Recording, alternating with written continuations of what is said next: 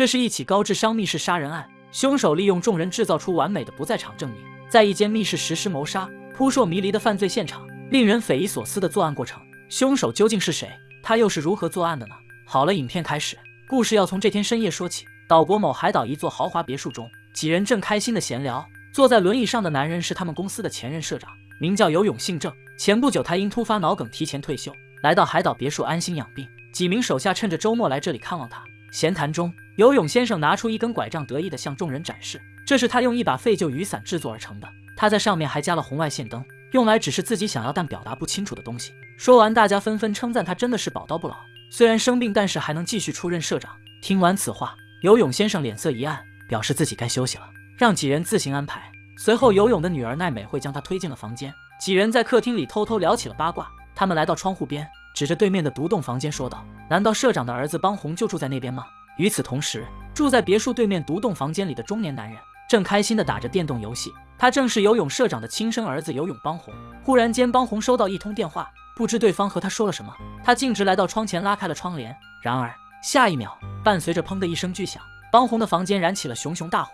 警方接到报案，来到案发现场，打开房门后发现一具烧焦的尸体。经法医鉴定，邦红真正的死因不是被火烧死，而是被某尖锐物刺穿了胸部。可离奇的是，警方在调查时发现，邦红的房间在他死之后，门窗依然是反锁紧闭的状态。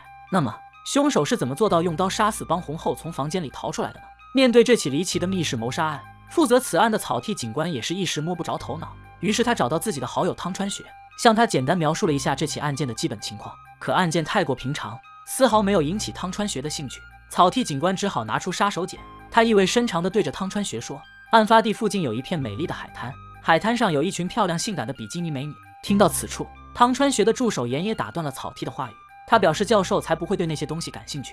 可下一秒，汤川学声称为了除恶扬善，他们必须接下并破解这个案子。好一个醉翁之意不在酒，这变脸的速度直接震惊了在场所有人啊！随后画面转过，草剃开着跑车带着汤川学和素林来到了海滩，这里果然是一道亮丽的风景线。可还没等汤川学好好欣赏一番，就被草剃强行带去了案发现场。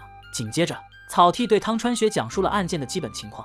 在死者身边，他们发现了一部被烧毁的电话。可奇怪的是，电话里根本没有任何通话记录，而且案发前后房间里的门窗封闭完好，没有被人动过的痕迹。凶手究竟是如何作案后离开这里的呢？这是本案的最大疑点。听完汤川学若有所思地说：“如果凶手还没有离开这里呢？这是一起令人匪夷所思的密室杀人事件。死者被某尖锐物刺穿胸部，案发现场却没有发现一点作案痕迹，甚至连凶器也凭空消失不见。凶手究竟是怎么做到的呢？”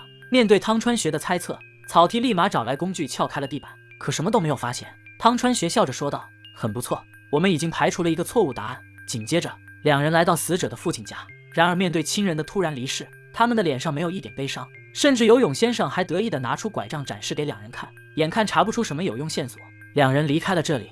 路上，草剃告诉汤川学，事发之后他们在周边进行走访调查，发现死者邦红原来是游泳先生和前妻生的儿子，两人之间根本没有任何感情。而奈美惠则是他二婚妻子的女儿。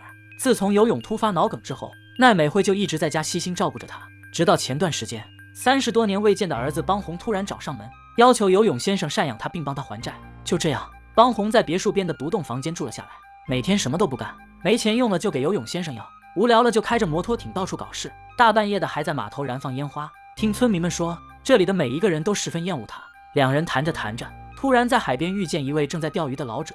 经过询问得知，案发当晚他碰巧在海对岸钓鱼，当时发生了一件奇怪的事。发生爆炸后2-3秒钟，他钓鱼的线就莫名其妙地断掉了。老者说的这一点让汤川学很是感兴趣。随后画面来到奈美惠这边，她正在和男朋友通电话。她慌张地告诉男友，刚刚警察带了一位物理学教授来家里调查，他们好像察觉到了什么。电话那头男人更是慌张，急忙说我们最近暂时先别联系。紧接着到了第二天，汤川学和草剃来到游泳社长的公司，经过询问，三人如实并详细地说出了案发当晚的事发经过。奈美惠推游泳社长回房休息后2-3分钟，他们先是听到了玻璃破裂的声音，紧接着又过去2-3秒钟，他们才听到爆炸声。听到这里，汤川学陷入了沉思，他转身询问众人：“你们公司是做哪种类型的金属加工呢？”员工回答道：“我们做的是一种爆发性重金属加工。”说完，汤川学已经猜到了谁是凶手，现在他只需要调查清楚凶手到底是如何作案后逃离案发现场的，就能破解此案。随后画面一转，草剃得到一个重要线索。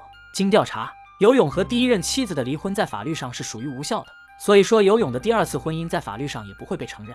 而且奈美惠不是游泳先生的亲生女儿，那么现在唯一拥有继承权的邦宏已死，受益最大的人只有一个，那就是奈美惠。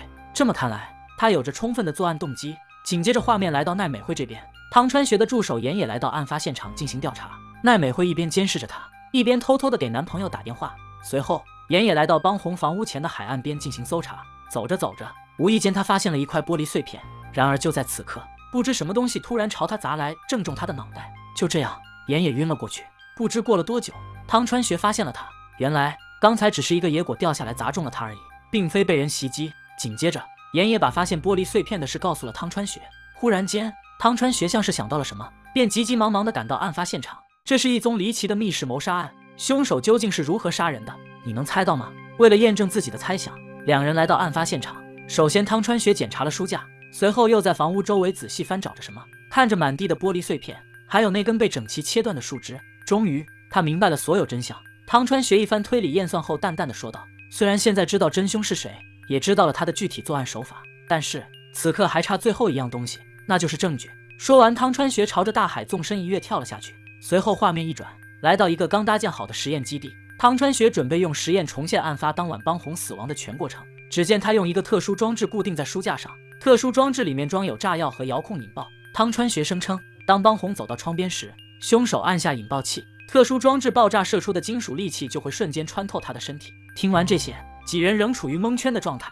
于是汤川学来到黑板前继续讲解。炸药爆炸一般是由中心向四周分散炸开，如果装置里装有2种不同传播速度的炸药，那么炸开方式就会发生变化，2种炸药产生的能量聚集在一条线上，金属利器就会瞬间呈直线式飞出，最终射中死者的心脏。说完，两人还是不懂，那没办法了，汤川学直接开始了实验。助手按下引爆器，特殊装置瞬间发生爆炸，伴随着砰的一声，金属利器飞速穿过模特玻璃和木板。草剃看了看模特的伤口后，发现这竟然和死者身上的完全一样，看来凶手就是利用这样的作案手法完成的密室杀人。可是凶手是谁呢？草之不解地问道。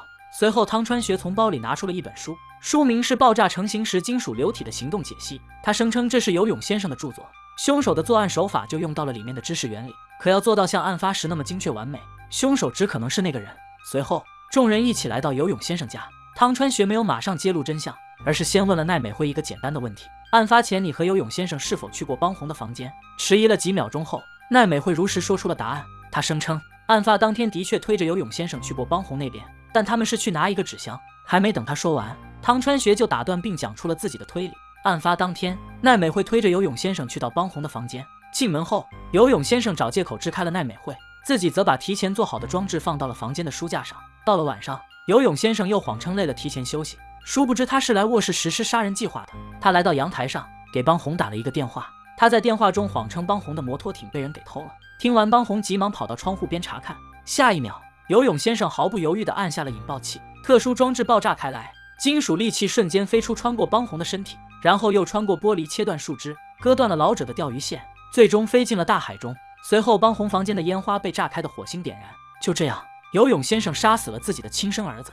随后汤川学拿出关键性证据，对着游泳先生说，这是他昨天潜入大海中捞出来的金属利器，想必这就是你的杀人凶器。此外，你所制作的红外线拐杖也是本次作案的关键点，拐杖伸缩到最高处时，它的高度正好就是邦宏心脏的位置，所以说金属利器直击心脏不是偶然，而是被你精确计算过的。说完，游泳先生发出了感叹，真不愧是天才啊，你推理出的这一切完全正确。原来游泳先生从一开始就没打算逃脱法律的制裁，他到处向人展示自己所做的红外线拐杖，就是为了让人注意到这一点，从而揭露自己的杀人计划。因为只有这样，他才能把自己所有的遗产都自然而然地留给女儿奈美惠。好了，影片到此结束。最后，游泳先生也如愿被捕入狱。一起离奇的密室谋杀案背后，真相竟然如此的残酷感人。经过此案，汤川学也意识到了，原来人心也是一门科学呀。本期视频到此结束，咱们下期再见吧，拜拜。